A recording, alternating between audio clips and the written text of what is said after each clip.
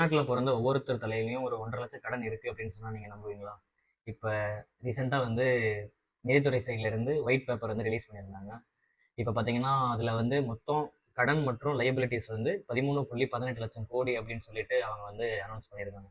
இப்போ பார்த்தீங்கன்னா இப்போ ஆப்போனன்ட் இப்போ அரசியல் கட்சிகள் இருந்து இது வந்து ஒரு அரசியல் நோக்கத்துக்காக உருவாக்கப்ப வந்து விட்டுருக்காங்க அப்படிங்கிற மாதிரி பேசிக்கிறாங்க. இதோட உண்மை என்ன? இது உண்மையான இந்த ஒயிட் பேப்பர் அப்படின்னா என்ன அப்படிங்கிறத பற்றி இந்த வீடியோவில் நம்ம ஃபுல்லாக நான் உங்களுக்கு எக்ஸ்பிளைன் பண்ண ட்ரை பண்ணுறேன். ஃபஸ்ட்டு ஒயிட் பேப்பர் அப்படின்னா என்னன்னு சொல்லி பார்ப்போம். ஒரு ஒயிட் பேப்பர் அப்படின்னா ஒரு கவர்மெண்ட் இல்லை ஒரு கம்பெனி தன்னோட வந்து நிதி நிலைமையை வந்து மக்களுக்கு வந்து ஈஸியாக எக்ஸ்பிளைன் பண்ணுறதுக்காக ஒரு அறிக்கை விடுறது தான் இந்த ஒயிட் பேப்பர் அப்படின்னு சொல்லுவோம். இப்போ சிம்பிளாக பார்த்தீங்கன்னா ஒரு ஸ்டூடெண்ட் வந்து மார்க்ஸ் ரிப்போர்ட் கார்டு மாதிரி இப்போ நிதியை வந்து ஒரு ரிப்போர்ட் கார்டு மாதிரி வந்து மக்களுக்கு தெளிவாக சப்மிட் பண்ணுறது தான் இந்த ஒயிட் பேப்பர்.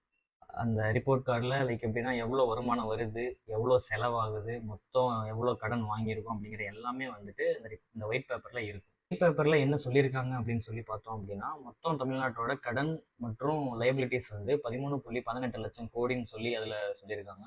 இதில் ஒரு முக்கியமான விஷயம் என்ன அப்படின்னா, இங்கே பல பேர் வந்து இது எல்லாமே வந்து ஒரு லோன் அப்படின்னு நம்ம நினைக்கிறோம். ஆனால் இது முழுக்கவும் இது லோன் கிடையாது. லைபிலிட்டிஸும் இதில் அடங்கும். இப்போ லைபிலிட்டிஸ் அப்படின்னா எதிர்காலத்தில் வந்து கவர்மெண்ட் வந்து பே பண்ண வேண்டிய ஒரு அமௌண்ட் தான் நம்ம இந்த லைபிலிட்டிஸ் அப்படின்னு சொல்லுவோம். அப்புறம் பார்த்தீங்கன்னா இந்த ஒயிட் பேப்பரில் இன்னொரு முக்கியமான ஒரு பாயிண்ட் வந்து அனௌன்ஸ் பண்ணியிருந்தாங்க. ரெவென்யூ டெபிசியட் அப்படின்னு சொல்லிட்டு. ரெவென்யூ டெபிசியட் அப்படின்னா என்னன்னு சொல்லிட்டு இப்போ சிம்பிளாக பார்ப்போம். நீங்கள் ஒரு மாதம் ஒரு 30,000 சம்பாதிக்கிறீங்க அப்படின்னா உங்களோட கடன் மற்றும் செலவு வந்து 40,000 ஆகுது அப்படின்னா அந்த பேலன்ஸ் 10,000 நீங்கள் வெளியே இருந்து கடன் வாங்க வேண்டியதாக இருக்கும். அதை தான் வந்து நம்ம ரெவென்யூ டெபிசியட் அப்படின்னு சொல்லுவோம். அதே மாதிரி அரசாங்கத்துக்கும் வந்து வருமானம் இருக்கும். லைக் எப்படின்னா நம்ம கட்டுற ஃபீஸு, டேக்ஸு, வரி, அது போக மத்திய அரசுக்கிட்ட இருந்து வர வரி, இப்படி பல சோர்ஸில் வந்து நம்ம ஸ்டேட் கவர்மெண்ட்டுக்கும் வருமானம் வரும்.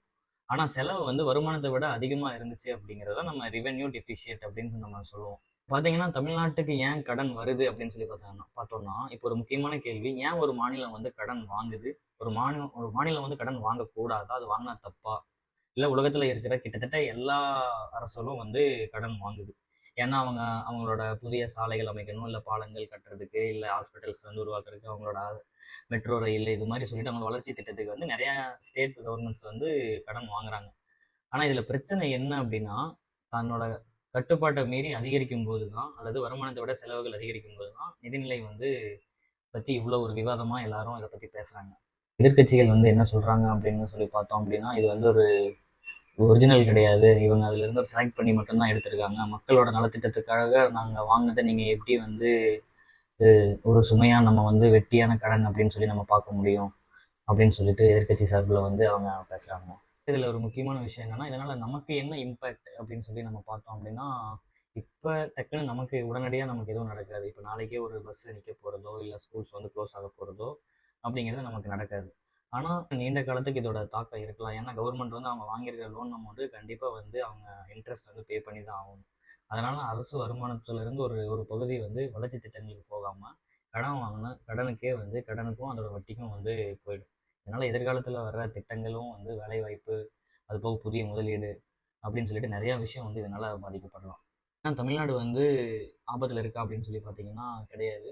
சேம் டைம் எந்த பிரச்சனையும் இல்லாமல் இருக்கமா அப்படின்னு பார்த்தாலும் கிடையாது. இது வந்து ஒரு லாங் டேர்மில் ஒரு நம்ம நாட்டோட வருமானம், செலவு எல்லாமே வந்து எதிர்காலத்தை கண்டிப்பாக இதனால் வந்து ஒரு இம்பேக்டை ஏற்படுத்தும். இதை பற்றி நீங்கள் என்ன நினைக்கிறீங்கன்னு கமெண்ட்ஸில் சொல்லுங்கள். இந்த வீடியோ உங்களுக்கு பிடிச்சிருந்தா லைக் பண்ணி சப்ஸ்கிரைப் பண்ணுங்கள். தேங்க்யூ.